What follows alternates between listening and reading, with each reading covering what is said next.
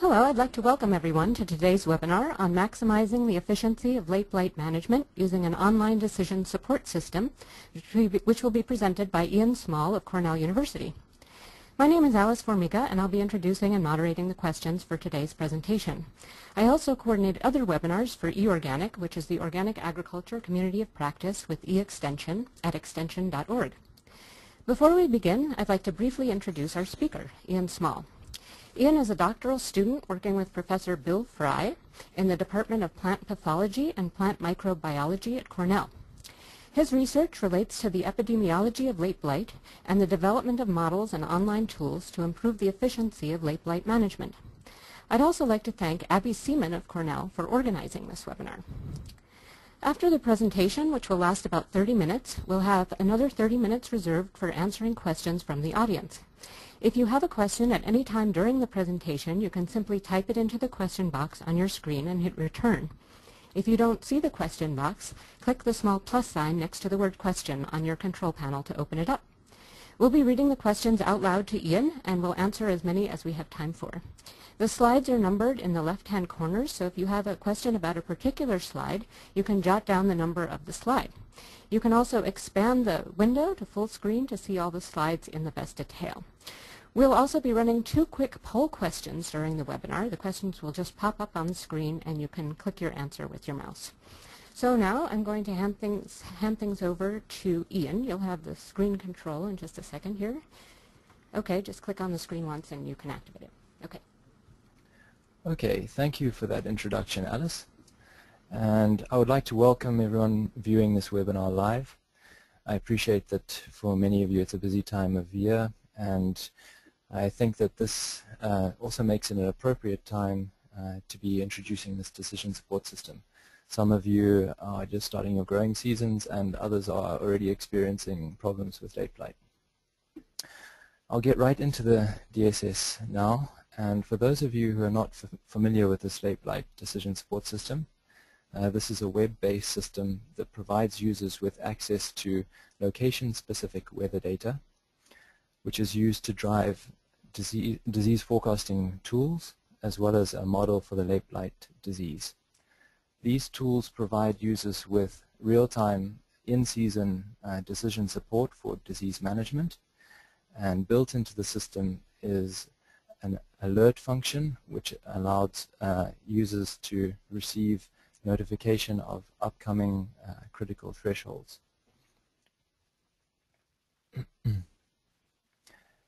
An important input for the system is weather data, and one of the first questions that we receive from some of our new users is whether or not we will be able to support them in their particular location.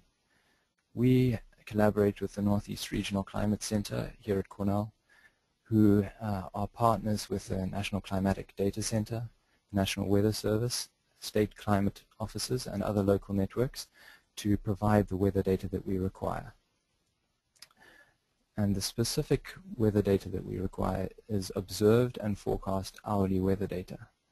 The observed weather data is obtained from a network of weather stations, and the forecast is obtained from the National Weather Service in the form of a high-resolution forecast. That's in a 4 square kilometer grid, so it's a high resolution. We require 3 variables, that's relative humidity, temperature, and precipitation, and I'll get into more detail on these later in the webinar. That weather data is used to drive disease forecasts, specifically blightcast and simcast. Blightcast essentially estimates the favorability of weather for late blight in the form of severity values, and provides a prediction of the first late blight occurrence in an area, or the activity of late blight, and that's typically around 18 severity values. Blightcast can be used for the subsequent timing of fungicide applications, although we are finding that people are preferring a different forecast called simcast. This disease forecast estimates the favorability of weather for late blight in the form of blight units, as well as the impact of weather on fungicide residue in the form of fungicide units. The difference between simcast and blightcast is that blightcast accounts for the impact of host resistance. And in the version of Simcast that we hope to introduce this growing season, we also plan to accommodate for the effect of different active ingredients. When you intend to use the system, you would arrive on a landing page, a login page. And in order to use this system, you need to request a user account. You can do this by either emailing me at the email address shown or Laura Joseph. We will set up an account for you, provide you with a username and password, and you'll be able to log in. The web address is shown in the red square on the slide.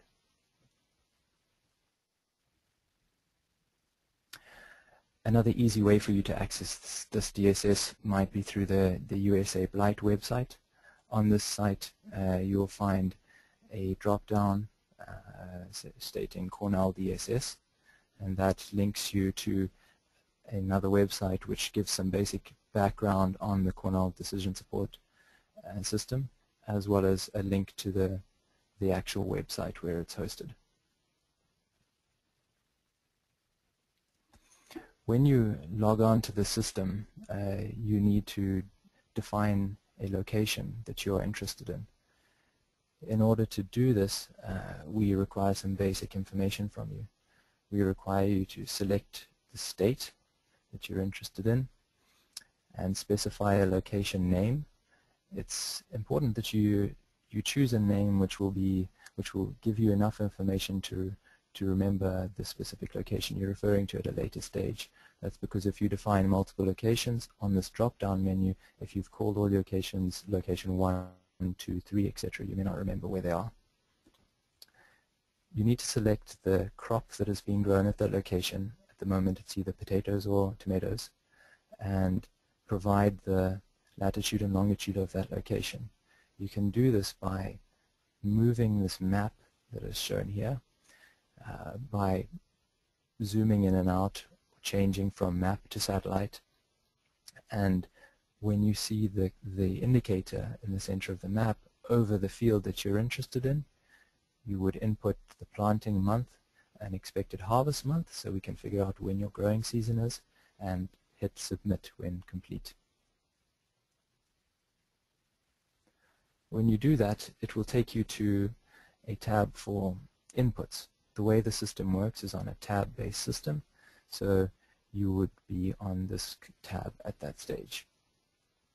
You need to select a cultivar, in this case potato cultivar, and you will find a list when you click on that drop-down menu. If you require some additional information when you're choosing your cultivar, you can click on a link for additional cultivar information. The second step is to choose an emergence date for, or the date at which potato foliage or tomato foliage is present in the area. That can be from cull piles, volunteers, or tomato transplants. Optionally, you can select the pathogen lineage if you know one particular pathogen lineage to be present in your region. That gives you the option of the US lineages from 1 to 24 and provides you with some information about the susceptibility of each host and the effectiveness of mefenoxam or metalaxyl. At this stage, you could also optionally include a fungicide application if you've already applied one, or you could leave this blank and go down to step 3, which would be getting reports. Before you get reports, I would recommend that you check the observed weather station that has been automatically provided to you. The system will find the nearest weather station to your location, and if you click on this drop-down menu, you will find alternatives. If you feel that one of these alternatives is better suited to your location, then you can change that observed weather station. Once you've done that, click on Get Reports, and what you'll see, and this is a magnified version, would be a report summary followed immediately by links to other reports. I'd actually like to start with these other reports first by showing you, say, the weather reports. These weather reports provide you with graphs of relative humidity, temperature, and rainfall. For relative humidity, on the x-axis it's time in days, and percentage relative humidity on the y-axis. The green series indicates hourly relative humidity, and that's observed data, with each point representing each hour. So it would be a daily cycle followed by a night, and you would be interested in the periods at which it is high relative humidity. For a temperature graph, it's the same principle with days on the x-axis, and in this case degrees Fahrenheit on the y-axis. Rainfall is shown with over time with inches on the y-axis. This is for 6-hour intervals. These are at this stage not cumulative per day, but we have plans to incorporate a histogram showing the daily rainfall accumulation. Of course, weather data is very important for you to obtain accurate disease forecasts. If the weather data is missing, then a small missing weather report will be automatically generated, and you will be able to tell which variables are missing and for how many hours they are missing. This would allow you to go and check on your weather station, or alternatively select a different weather station to generate your reports from.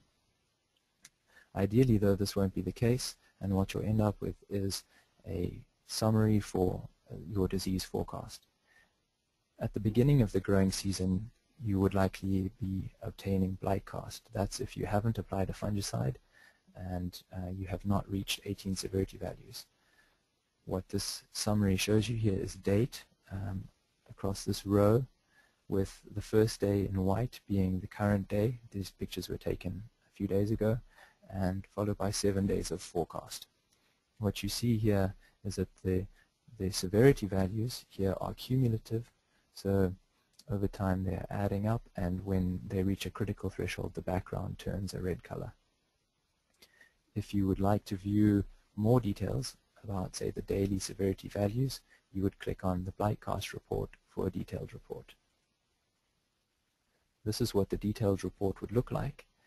Essentially, you have a summary per day showing the wet period, its duration, temperature, daily severity value, and accumulated severity values.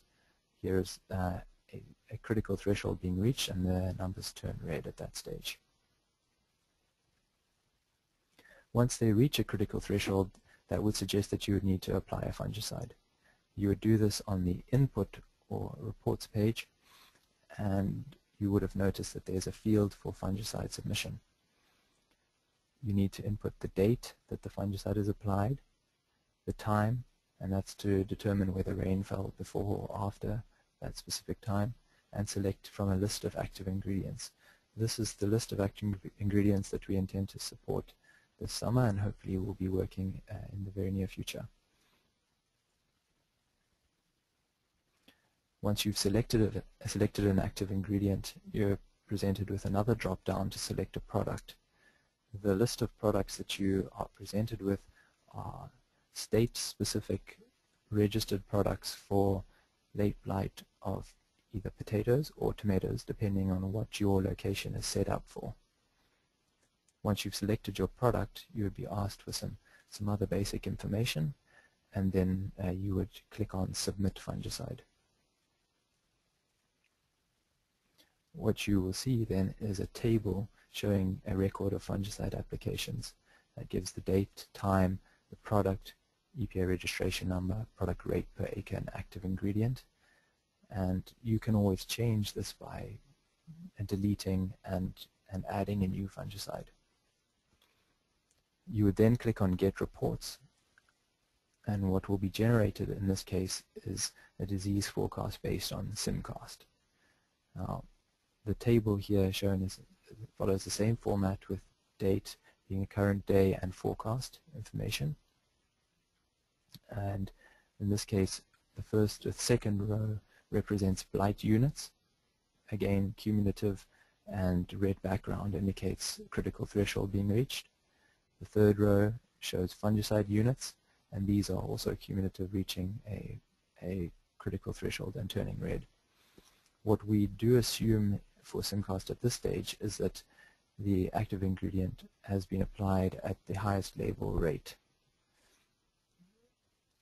If you would like to view a detailed report, you can click on SimCast report, and that will take you to the full view of this report, following the same principle where for each day it indicates a wet period, the blight units for that particular day, and cumulative blight units, rainfall, fungicide units, and so on.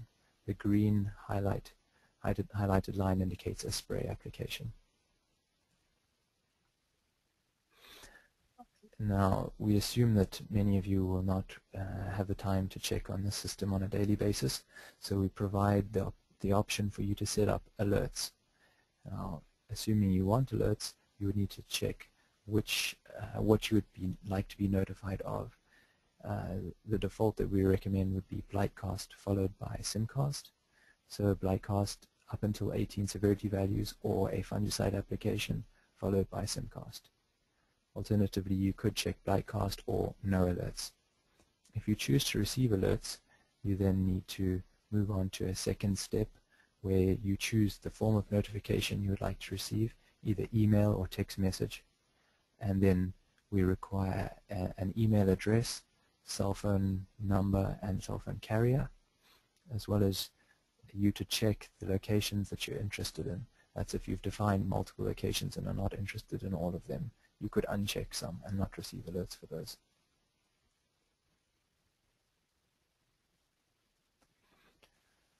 Now, the email report that you would receive will be in the form of the summary report.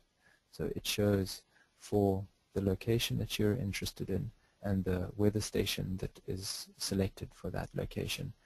It generates the report type that you're using, either SimCast or blightcast. Shows the date, blight units, fungicide units, and so on. And you would only receive these alerts when a critical threshold is going to be reached.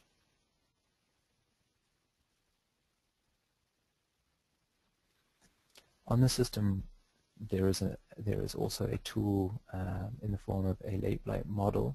This model has been developed by many people over several years, and it's a mechanistic model of the late blight disease. It is a published model which has been field validated.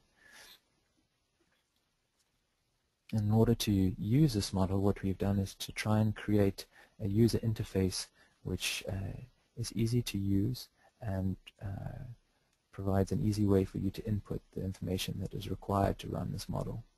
For step 1, you would need to select the cultivar that you're interested in.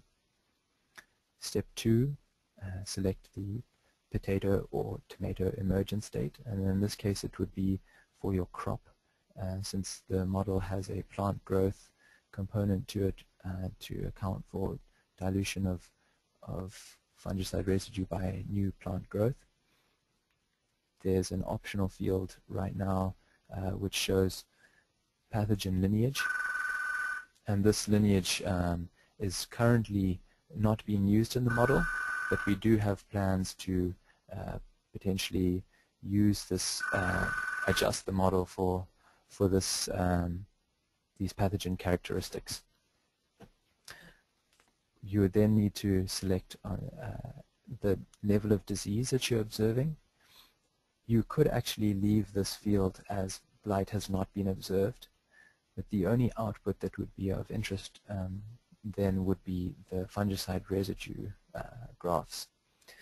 If you want to select a level of disease, if you do have disease in your field, or if there's a hypothetical situation you would like to try out, you can click on this menu and it will present you with the option to select that blight has been observed and choose a percentage of disease and the date that it's observed, or you could choose to inoculate sporangia and specify the number of sporangia. That's if you're running a field experiment, for example.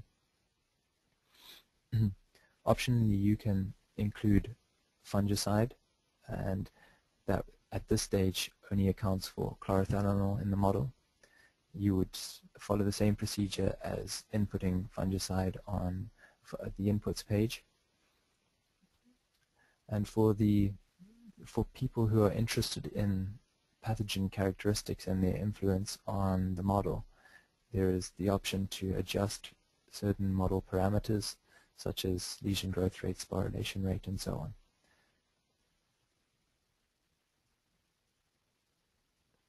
This would be the bottom of that page. I just couldn't fit it into one slide. You are required to submit a results file name and select the weather station which you're interested in. And then you can click on Get Predictions, which will run the model. What you are presented with are three outputs: predictions, graphs of the disease progress curve, fungicide residue predictions, and a predictions listing, which is essentially a tabular view of the same results, showing you what a disease progress curve output would look like. You receive an output which shows you some information about your setup, the dates, cultivar, the location that you're using, and on the y-axis you see plant disease or disease severity, with the green series indicating the model output based on observed weather data, and the red series indicating model output based on forecast weather data. The x-axis shows time in days, so what you could do is you could use this in season to determine what might happen under certain scenarios given the forecast information for the next 7 days. I'd like to show you an example. In this case, we have two cultivars, a moderately susceptible cultivar and a moderately resistant cultivar. These were grown under the same set of conditions, so the weather conditions were the same for the two of them, with the moderately susceptible cultivar reaching a severity of 60% disease and expected to continue increasing, and the moderately resistant cultivar only reaching a severity of 10%. And these were, I'm not showing the results, but the field results represented these represented the field results very well.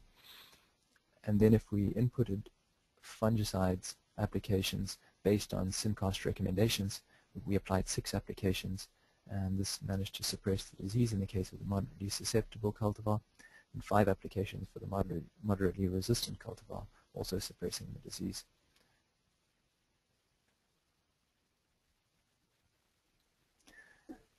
The second output that you can receive is a graph of fungicide residue. It provides the same information about the dates, cultivar, location of weather data, and what you see on the y-axis is average fungicide residue. That is the average fungicide residue on the plant canopy, and it in this case would be for chlorothalonil. The green series is based on observed weather, and the red series is based on forecast weather. So you could use these to estimate the interval between spray applications and so on. The blue lines indicate a spray application, and the difference between the height of these two curves is because for the first curve this was a 0.75 pint per acre application of chlorothalonil, and the second one was a full rate 1.5 pint per acre application.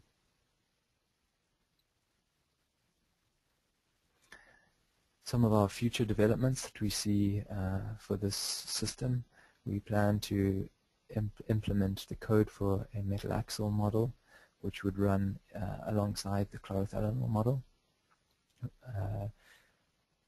We are planning to include disease forecasts for early blight, such as Tomcast, FAST, and physiological days, or P days. These would run alongside SimCast and would be presented in the same format. I'm working currently on an infection risk prediction tool, and this would give an indication of the risk of viable inoculum arriving at your location if there is a source of late blight within the area, and that would be depending on the prevailing weather conditions and give you an indication of the likelihood of infection at your location. I am also hoping to work on using the late blight model to provide disease management recommendations in season, and this is still future work. So with that, I think we have our 2 poll questions which we would like to pose to you, and then we can continue with a question and answer section. I think you will have about 20 seconds to make your choice, and then we'll be moving on.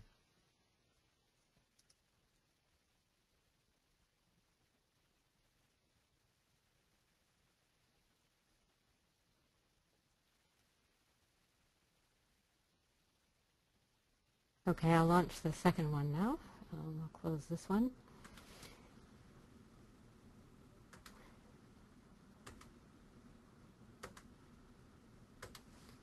Okay, here's the second question.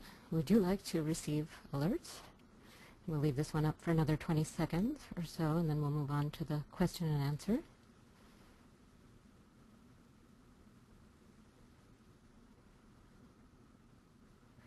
Okay, thank you. All right, for anybody who missed the beginning of the presentation, we're going to have a question and answer session. And if you have questions, you can just type them into the question box on your screen and hit return. And if you don't see the question box, you can click the small plus sign next to the word question to open it up. Also, I just wanted to mention that we really value your feedback, so we'd very much appreciate it if you could fill out a follow-up survey, which you'll be receiving in an email today. Also, this webinar is being recorded, and you will be receiving a notification with the link to the archived presentation when it does go on a website. We haven't quite decided exactly where we're going to put it, but when we do upload it, you'll get a notification. So feel free to ask Ian any questions. At the moment, we don't have any questions, so if we don't have questions, we'll end early, but if you have any questions at all, feel free to type them into the question box, and Ian will answer them. So we'll just wait a few minutes, give people some time. I see there's one question. The question is, how many days before the threshold does one receive the alert? We at this stage have set up the alerts so that you will only start receiving alerts when the critical threshold is reached within 3 days. 3 days into the forecast. We are not sending alerts when it is 4 days and beyond at this stage.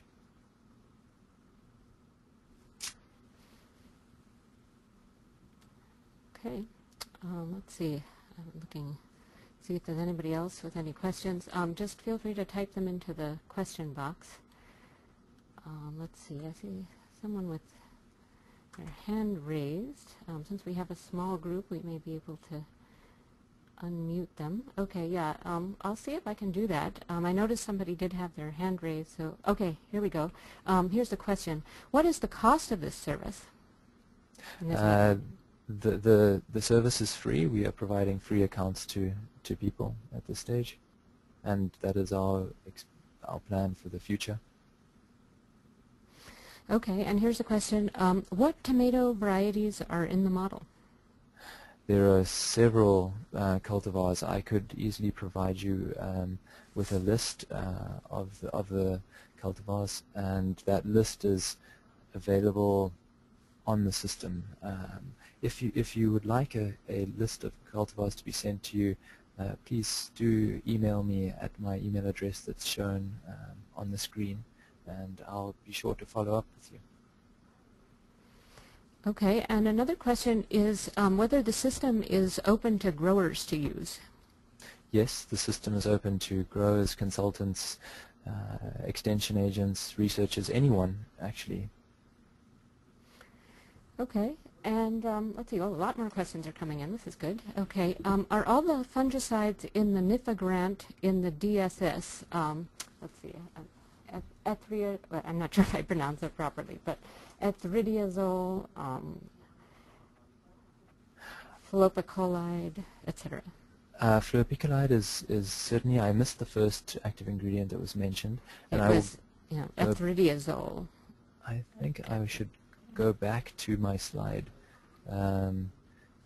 where I show the active ingredients, and perhaps we can just look at that list. That would make going too far. This is the list of active ingredients that we are planning to incorporate now, and combinations or mixtures. If there are additional active ingredients, there's a possibility we could include them. I was looking at what is registered at this stage. There may be others which people could suggest, and I would like to suggest that if anyone has comments or suggestions, please do email us, and we'll be sure to try and accommodate them, because this audience is a good group to test on, and we value your feedback. Okay, and here's another question. Does this system use all weather station data that is linked to NEWA or other weather station data? At this stage, we only require those 3 variables. Depending on what other tools we develop, we may start to use additional variables. I know that the infection risk prediction tool at the moment uses a model to predict solar radiation, but what some of these stations provide they actually have a solar radiation sensor, and we could use that directly. So we have ideas, and I think there are a lot of variables that could be used. We're just not using them at this stage. Oh, wind direction, I should mention, wind speed. Yeah, that's all I can think of at this stage. Okay, and here's another question. Are you using the Northeast Regional Climate Center to get the hourly forecast from the National Weather Service? Yes, we are. And we also, via the NRCC, we allow people to upload their own private weather station data to the system that we access, so that if someone has a private weather station on their farm, they can obtain their own weather station data to run the system. So we actually do encourage people to use their own weather stations if possible. That will give them more accurate data as opposed to using the next nearest weather station. There's another question asking if any type of weather station will work, and in this case, provided that a weather station can upload its weather data to the servers that we use in the form of hourly weather data and provide those 3 variables, then we should be able to use it. Okay, we have some more questions coming in. Could you use fungicide data already applied to fields in hindsight to predict impact on disease? Yes, you could. And that's a good way, that's a way that we're trying to encourage people who are maybe cautious of adopting the system, is we can provide access to historic weather data, say from a previous season, and you would know your spray program, and you could use this system to run through and follow the critical thresholds that are recommended and compare it to what you did in reality, and then you could get an idea of how it might have given you different recommendations, which is always a good start. You stand to lose nothing by doing that. Okay, after you select a location, should you enter your specific planting date or a more general date for when potato or tomato tissue was planted in your area? It would be good to specify probably a more general date, since that just provides us with the weather data to select a season, and we do obtain 4 months of weather data prior to that date that you choose, so it shouldn't make a dramatic difference, but it's better that you start it earlier rather than later. Okay, how has this DSS been field tested, and has it been tested in both tomato and potato or with different pathogen strains? Well, the disease forecasts, I'll speak on each of the different components of the system. The disease forecasts such as blightcast and simcast have been field tested under many different circumstances, and the model itself has been validated in both in the US and in other countries.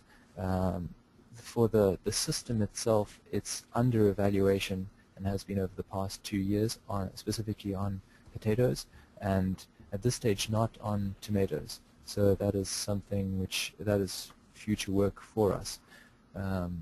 Yeah, that's probably the current status. Okay, I think that was all the questions. If anybody has any additional ones, we'll just give another minute or so to let anyone else type in questions. And in general, I'd like to thank Ian. Oh wait, here's another question before I close here.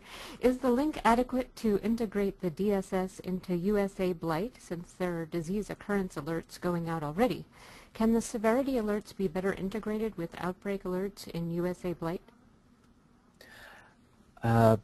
I think there is certainly room for us to figure out a way to better integrate our alert systems, because what comes to mind for me immediately is that the alerts that USA Blight sends out for occurrence of late blight could be used as sources of inoculum for the infection risk tool that we plan to incorporate. So one where the USA Blight occurrence alerts could refer to the DSS, and the DSS might refer to or use the occurrence alerts to run its own tools. If that answers that question, I'm not sure. Okay. Yes, it does. Thank you. Okay.